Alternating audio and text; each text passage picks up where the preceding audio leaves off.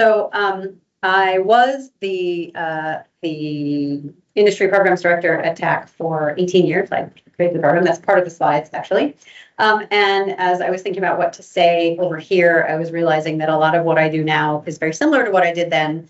Not 100% intentionally, but it turns out that that's what I'm good at. So when you find what you're good at, you want to keep doing it. So moving to Europe, did it change anything I do or not? So a quick intro to who I am, comparing and contrasting industry relations on both sides of the Atlantic, a couple of tips for industry engagement, and then some findings. As my intro said, I've been in high tech and HPC for more than 25 years. I started at Internet 2, which is the high-speed networking, of course, in 1999, so it's been a while. I have been at VSC for almost a year. It'll be a year at the end of this month. But before that, 19 years at TAC, launching the Industry Affiliates program. I am fluent in Spanish, which is one of the reasons I wanted to move back to Spain, which made me very happy. I'm very grateful to my husband for being willing to do that. And my favorite things are traveling, knitting, crocheting, cooking, and Wonder Woman. And since I'm from Washington, D.C., that's one of my favorite pictures. And that's me having knit a scarf out of a skein of yarn we bought in New Zealand last March, just as we were driving home. So that was fun. So at TAC, I was recruited to start the Science and Technology Affiliates for Research program. The University of Texas already had a way to do industry affiliates program, so I did exactly what they told me to do. Being in Texas, of course, we're right near, Austin is not very far from Houston, and all of the energy companies are in Houston, and some of them were ready to join and partner with TAC before I even got there.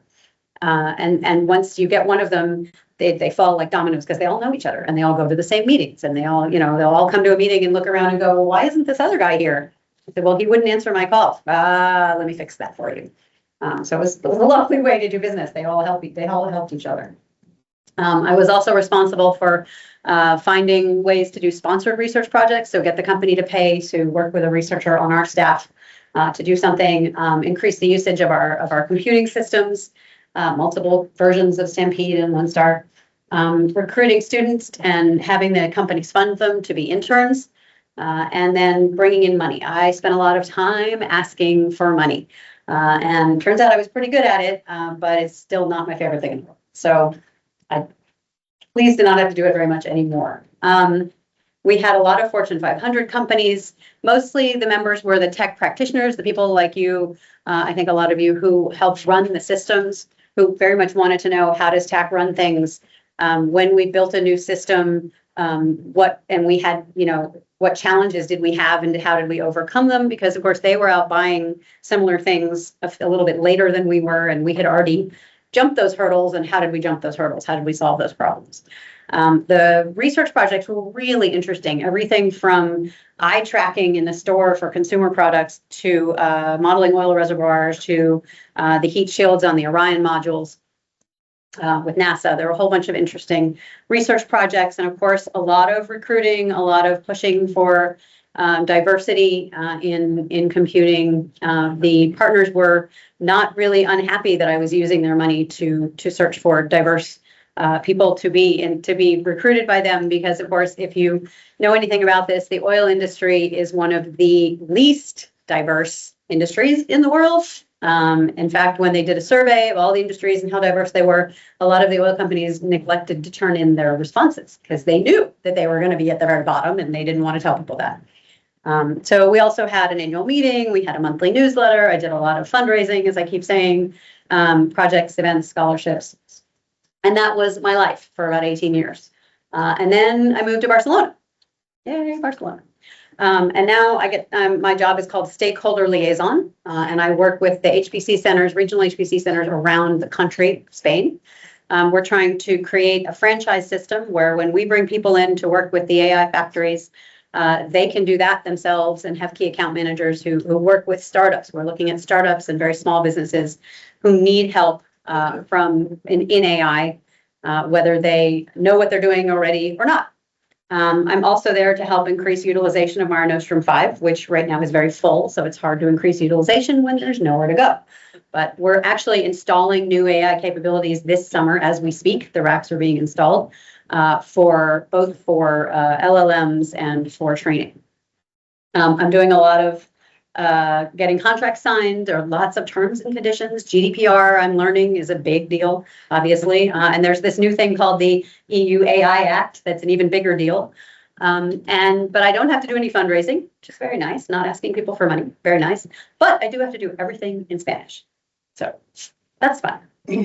So in terms of what I'm doing versus what I used to be doing, there are a lot of things that are the same. There are a couple things that are different. I am doing a lot of presentations of who we are and what we do as an AI factory. I'm creating connections between people and facilitating tech support so they can get help with their AI problems. I am shepherding contracts to be signed, which seems to be the big thing.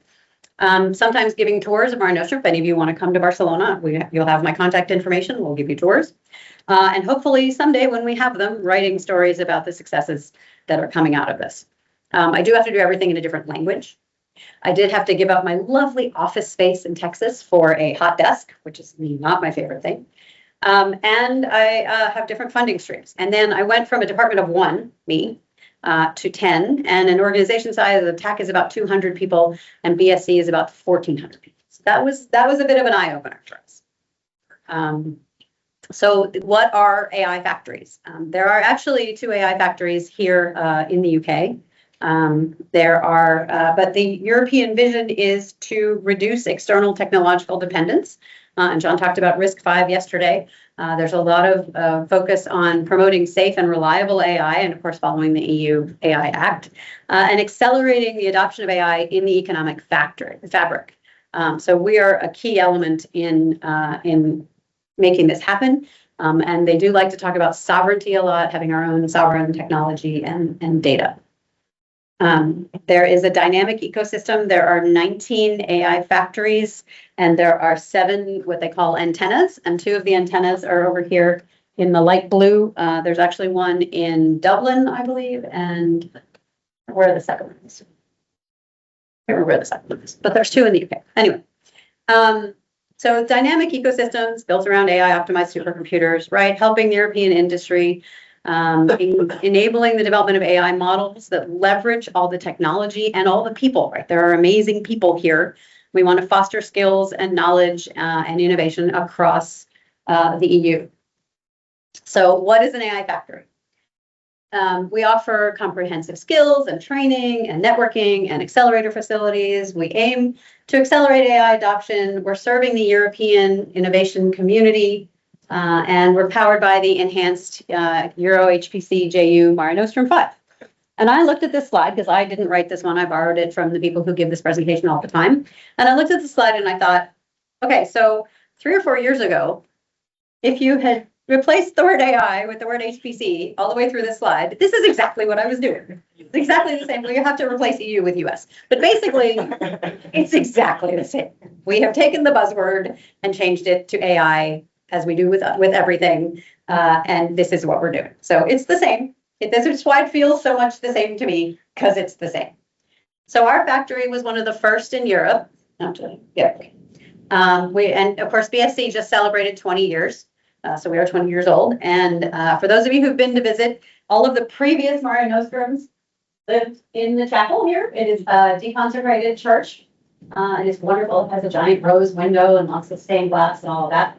And they built a glass box in the middle, and they put the supercomputer in the middle. Mare Nostrum 5 is a little too big for that. So Mare Nostrum 5 lives in the basement over here. And now there are 3 quantum machines in the chapel, which is nice. We are getting an AI upgrade. As I said, we're adding about 1.5 million euros worth of new hardware to help with AI research and model building and LLMs and things like that. We have partners across Europe, so Spain and Portugal, Turkey and Romania. We all work together on all of the various work packages that make the AI factory run. My little piece of the puzzle is the regional HPC nodes. So there are 8 nodes. There are 11 of these regional HPC centers across Spain, but it's called the Spanish Spanish Supercomputing Network. But a couple of them could not manage all of the legal hoops to sign up for this. So like 8 of them signed up for this. There are all kinds of small SMEs all over the country, and we are trying our best to attract as many of them as we can. We are looking for a sort of a central band of the general track of companies from idea to full completion. We want to be somewhere in the middle. So if there's a company that has a small scale prototype or a large scale prototype already, they kind of know what they're doing, they've got some funding, they've got their feet under them.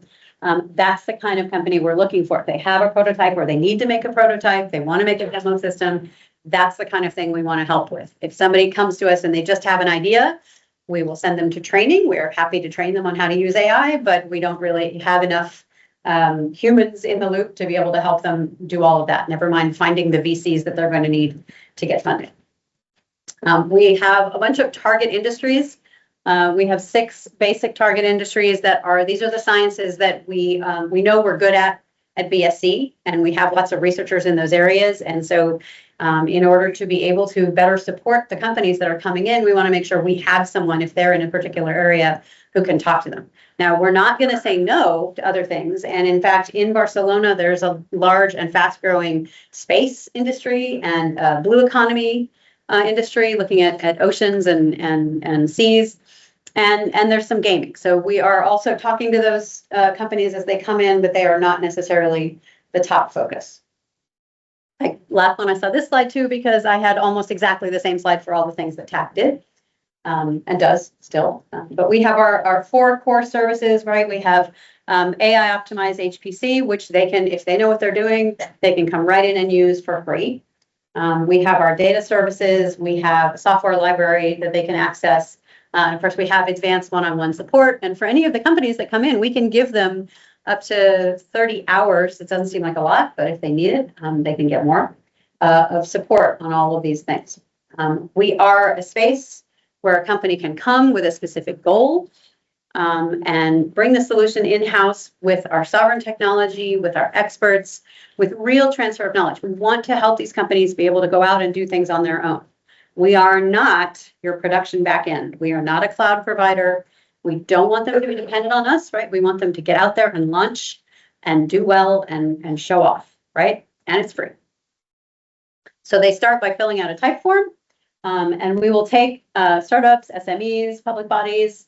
If you come in and you mark other, it gets a little bit more, challenging because everything is not necessarily free, but that's not too bad. And we have lots of different ways where we want people to find out about us, but mine specifically, I get to look for the ones that say regional HPC node. So once they come in, because what we're hoping is that the regional HPC nodes will do a lot of marketing and events and say, hey, there's this amazing thing called the AI factory that you can take advantage of that's free. And so they fill out the form, and we deal with the form, and then we do triage, and we have a little interview with them. And so I've talked to a couple of them, and I say, okay, who are you? What are you doing? How much do you know about AI? How much do you need us? What do you need us for? And I bet you couldn't guess how many of them overestimate how much they know about AI. Always. What level are you? And they all say level 3. And we start talking to them, and they're so not level 3. But, they want to be, so that's great. We have lots of training available. We can teach them what to do.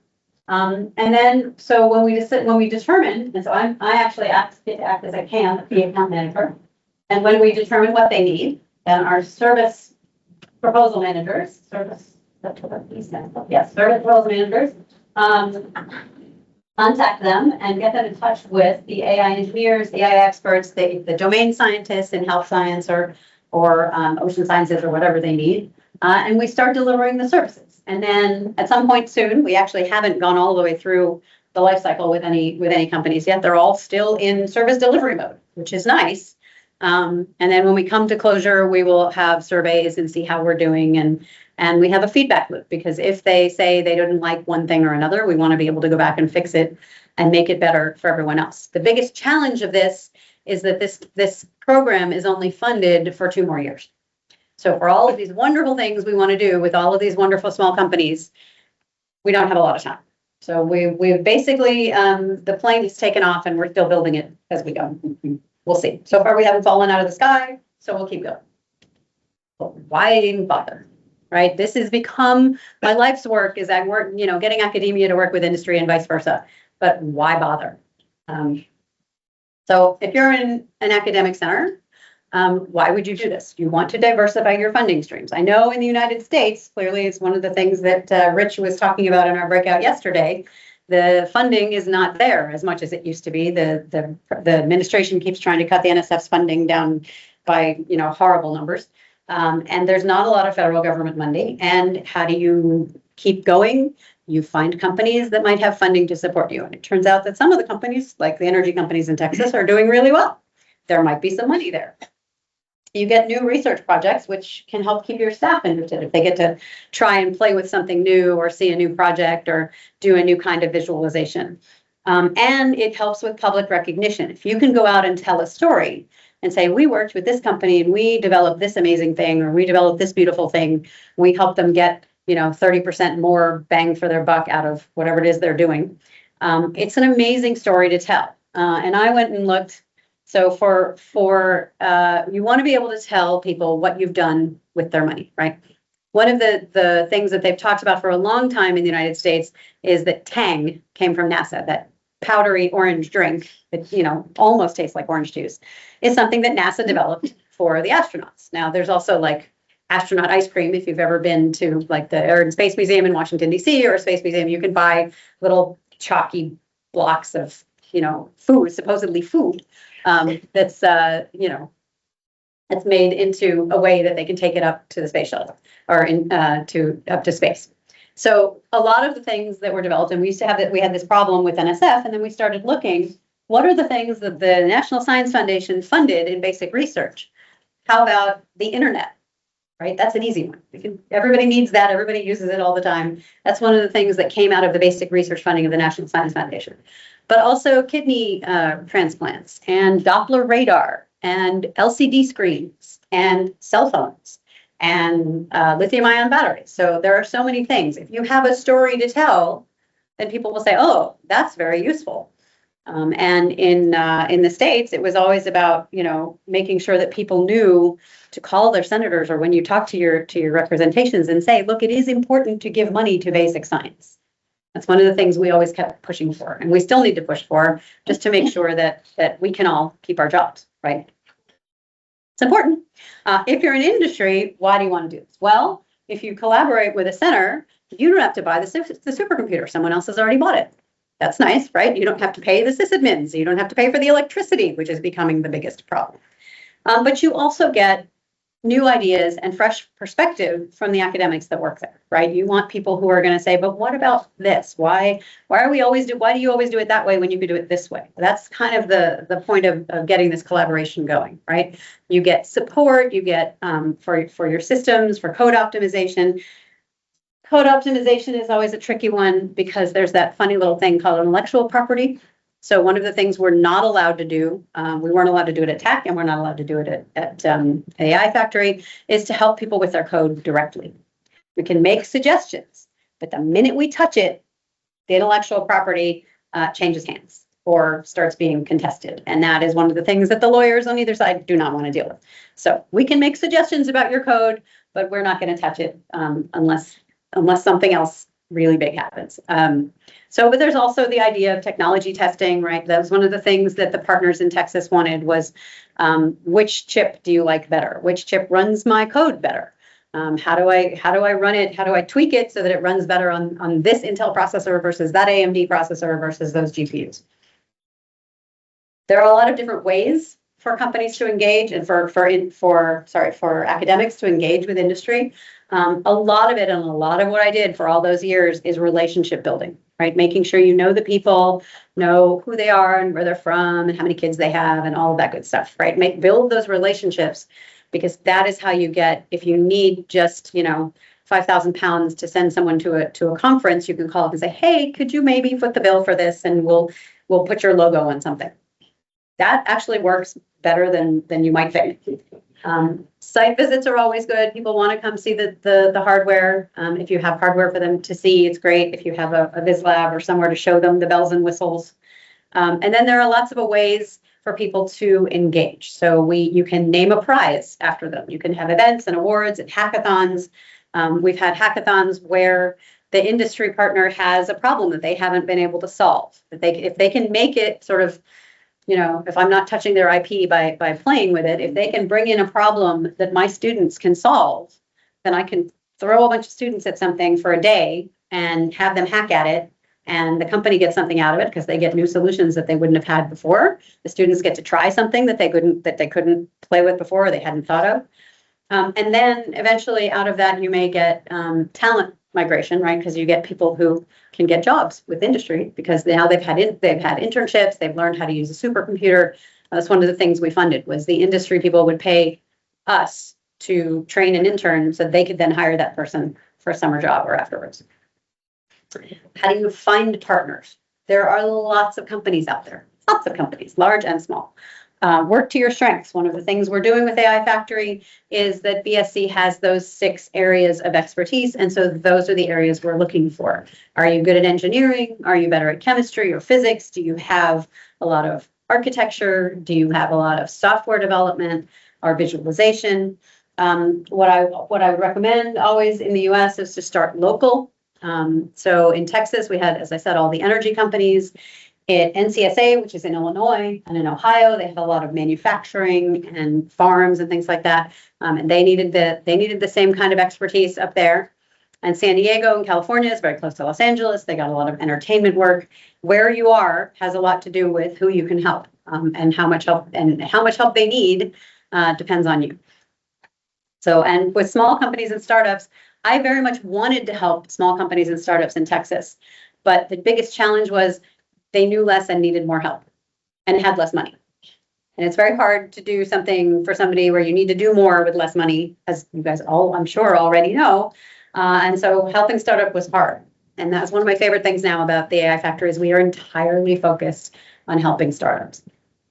There are lots of challenges to people adopting HPC, and this is old news, I'm sure, for a lot of you. When I started at the Council on Competitiveness, they had done a big study on why aren't people using HPC in industry? And one of them was how much it costs, right? How much do you spend on a big system versus your quarterly earnings, right? If you're going to spend 3 or 10 or 13 or $30 million now, the ROI, the return on investment, isn't going to happen right away. It's going to take quarters or years, but then eventually you will show great benefit to having this HPC. But how do you tell that? How do you get your management to believe that that's actually going to happen?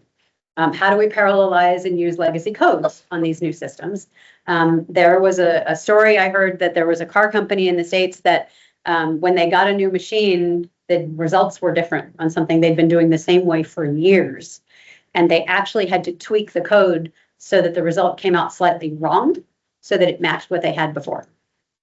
Because you were used to doing things on that answer and that was the answer. And if it came out differently, that's not what you wanted. And then, of course, the workforce. How do you train people? How do you find people who can use HPC? So they did a study 10 years later for the National Scientific Computing Initiative. The study was run out of Illinois. And the 3 big things they came up with their study were exactly the same. Who can afford to buy the big machines outside the government, modernizing their code to run at scale, and finding the HPC workforce. Only now it's competing with startups who want your HPC people versus hiring them yourselves. So what are the challenges to AI adoption? The same 3 things, just in a slightly different way, right? We want to be bridging the gap from prototype to production, right? You want to be able to go and start with these AI systems and run your LLMs and your RAGs and learn how things work, and then be able to turn that into a production system. Right? You need trust. And in Europe specifically, you need the regulatory compliance. You need explainability of what you've done. It's not just a black box, because there are laws about the responsibility of who did what with the AI. There are data challenges, right? The quality of the data, any bias that's in the data, scarcity and privacy that may come from it. And of course, those are all super important, right? And then you're looking at long-term, high-risk innovation. If you're going to be innovative, people have to be willing to be patient and see what happens. And then again, we are still dealing with the talent shortage and the skills gap, right? And the cultural and organizational barriers. Do you need more than just an AI person? You need an ethicist, maybe. You need a lawyer. You need discipline experts. You need all of these things to make it work. but these are all basically the same challenges, just, you tilt your head slightly and it looks a little bit. So what are the best practices for collaborating between industry and academia? Most important best practice for academics is to take industry seriously. In the beginning of these kinds of collaborations, industry is very worried that people are going to go on spring break or they're going to go on vacation and they'll stop working on my project until they come back. There won't be anybody there to work on my project. That's something that they're very worried about. Now, it's gotten better, right? In Spain, we don't officially take a siesta in the middle of the day anymore, much to my chagrin. But that doesn't exist anymore. Everything used to close. When I lived there in college, you could go home and eat a big lunch and take a nap and go back to class and everything was fine. They don't do that anymore. But you need to make sure that you're paying attention to what industry actually wants out of this collaboration and make sure that the staff understand that these collaborations are important. We are running into that challenge at BSc because we have all of these people who are coming in who need health sciences or they need AI support or they need whatever. And the researchers at the other end, they have lots of other projects to do as well, but they're supposed to be helping the AI factory companies. And as they get piled up, the AI factory people drop to the bottom of the list. And then they come back to us and say, well, they haven't called us in 3 weeks. I can't force the researchers to do the things they said they would do, but I need them to know that it's important that they keep up with this, that this is a contract that we've filed and that it is important for them to do it. And again, focus on the domains that people know how to do. Okay. So key success factors, right? Clear problem definition. We don't want scope creep, which happens to everybody and everything. Industry must articulate a specific well-scoped problem, and if they don't, you need to help them get there so you know what the steps are. And then if they come back and you've done a good job and they want to do another problem, that's fantastic. That's the goal. But start with one where you know you can get to it, or at least you think you can get to it. And with our AI factory, right, they're not paying for it at this point. So it's nice. If we had challenges in Texas where the results didn't exactly quite get to what they wanted and they said, well, we're not going to pay for it. And we said, no. You signed a contract that said we were going to do basic research. And if we didn't get it, you still have to pay. They didn't like that very much. They eventually did pay, but they didn't like it very much. Mutual respect, right? And clarity on intellectual property. That is so key. As we all know, anytime you touch anything that is not yours, they get very cranky about it. And they don't like to share. So making sure that there are interdisciplinary teams, as I was saying, right? You might need lawyers, you might need ethicists, you might need scientists in their disciplines, plus the AI experts. You need somebody who can bring them all together and get them to work. And focusing on the knowledge transfer, right? Making sure that things go back and forth, but also on transfer of people. Right, if you're training up people in fellowships and internships and things, so that they can get jobs, right? We want to grow the economy. We want to take these people out there and help them, but also maybe bringing people in from industry to be on a sabbatical and do some teaching or do some collaborating. Right, there's ways to go in both directions that are helpful to everyone. And then look at it as a long-term horizon, right? Building those relationships. I built relationships for 18 years. These people who will take your call no matter what, who will call you when they need something and will answer your call when you need something, making sure that it's not just a one-off and a project that finishes and we don't talk to each other anymore, because that's very important. So I've been babbling for a while. A couple of closing thoughts. AI startups need as much help now as the little companies that were working in HPC did about 4 or 5 years ago. I mean, it's, as you saw my slide, it's almost the same. The European AI factories, we're at the forefront pushing EU sovereignty in data, LLMs, agentic AI. We're actually working on LLMs at BSc that can parse Catalan. And Catalan is a very hard language. And Spanish is easy, English is pretty easy, right? Almost everything is in English anyway. The Chinese have their own versions, but now we're going to have them in Catalan. And we're looking at some of the other smaller languages in Spain, Gallego, in Galicia, and some of the other languages. It's a challenge, but it's something that needs to be done. So academic centers can offer talent, they can offer theoretical insights, and responsible long-term innovation. But we need to maintain humans in the loop and minimize hallucinations, hopefully. And yes, I did ask AI to make me an image that went with this slide, and this is what I got. Which is not bad. she's pretty close to what I would have done. Okay, so last couple things. So they say everything is bigger in Texas. So when I moved, I thought, this is going to be fun. I wonder what's going to be the same and what's going to be different. So who has any guesses? Which one's bigger? Which one's bigger? Texas, right? Who has more people? Spain by almost double. But Texas is so big, you could fit Spain, Portugal, Switzerland, and a little bit of something else. So it's huge. It's just that there aren't as many people. Supercomputing power, it turns out, not equal, actually. Horizon, which is the one they're putting in attack, and Mare Nostrum 5 and the AI addition, it makes it about equal. So that's nice. Cost of living. With the higher low pay. Texas, Austin, Texas, it turns out is about, the cost of living is about 30% higher, including, if you include all of the especially rent and things like that. Politics, which one do we prefer, do you think? I'm moving away from this. Right? So that's basically the answer. The answer is come visit us. So John, I would love to see you. And happy to give you tours. So